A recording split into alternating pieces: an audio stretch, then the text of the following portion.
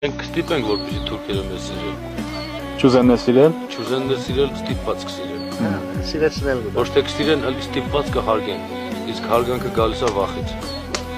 Միջև չվախենան չեն հարգում։ Այո։ Իսկ հիմա իրանք վախենում են մեզանից։ Թուրքերը ըսվածք ունին հայերու մասին, ինչ է ըսվածքը, որ իրենք ատմանը որ Չի խելքը իմը լիներ։ Ու Աստված տա որ մեր հայերը գործեն իրանք վերջի խելքով միշտ չսխալվեն դա ամենակարևորը։ Այսօր աստեղ ուտեղ որ հիմա մենք նստած ենք թուրքերը գրաված են, բայց երկար չմնաց չգրցան Մարսել ետ ազատագրված։ Նորից ետ ենք գրավել, այս դիրքերը մենք մի անգամ ձմեռը տվել ենք,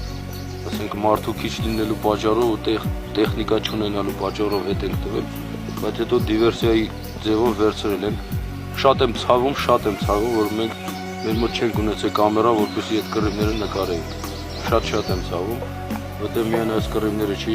Խաչակիները լավ կռիվներ են տվել Հադրութում, Պոպատլիում, Հադրութի գյուղերը ազատագրելու ժամանակ ու թերթերում էլ գրվել է դրա մասին։